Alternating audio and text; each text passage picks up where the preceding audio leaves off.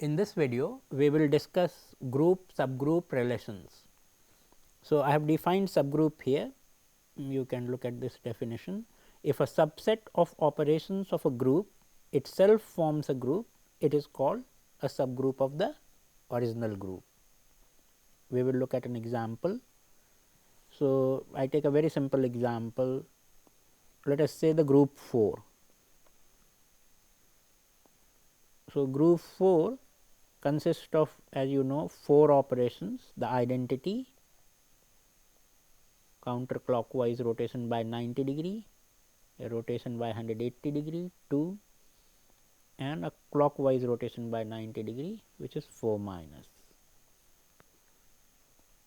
Similarly, if you look at the group 2, group 2 has only 2 operations, 1 and 2, but both these operations of group 2 are also present in group 4. So, the identity is present in group 4 and the 180 degree rotation 2 is present in the group 4. So, we will say 2 group 2 is subgroup of 4. Let us take a little bit more involved example and we go to the cubic groups. Both of these 4 3 2 and 2 3 are cubic group. Recall that 4 3 2 is the group of proper rotations of cube,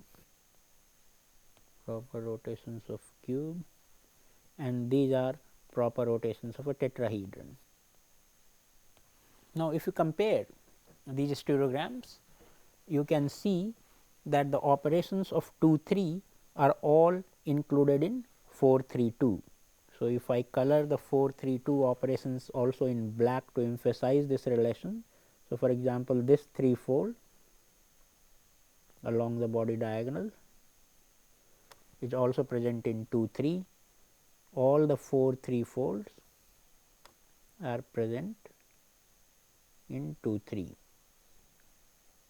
but 2 3 also has the 2 folds, for example, these 2 folds, but there are 3 orthogonal 2 folds.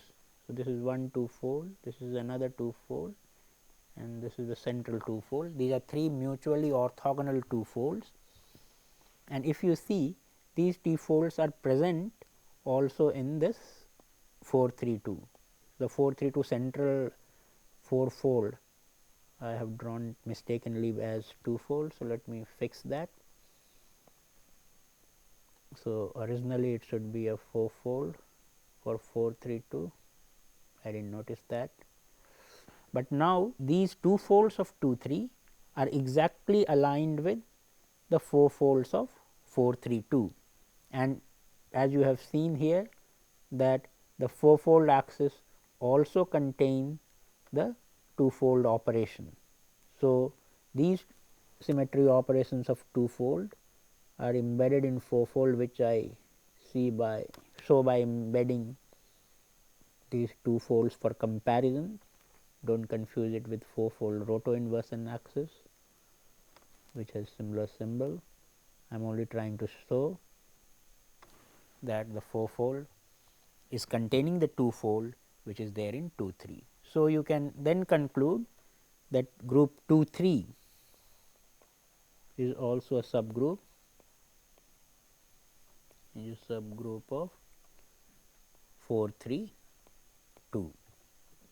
Now, one exercise which is important in group theory of symmetry of crystals is to try to look at the group subgroup relation of a set of groups. So, you can do it for the entire 32 point groups, but that becomes a much more involved drawing. So, let me try with 11 enantiomorphic groups which do not have improper rotations, that is, they do not have mirror planes or center of inversion or any roto inversion axes. So, now here let me show the group subgroup relations by using lines, and we have already shown that 4 3 2 contains 2 3. So, they are related by group subgroup, which I joined with a line, and we also saw that 2 is a subgroup of 4. So, these two we have seen as an example, but we draw more lines to connect other group subgroup relationship. So, 432 contains 422 and 32. Then if you come to 23, 23 contains 222 and 3.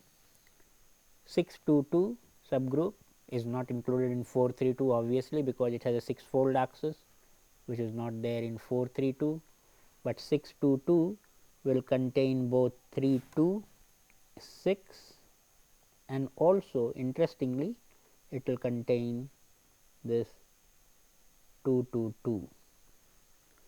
Now, 222, if you look at 32, 32 contains obviously 3 as well as 2.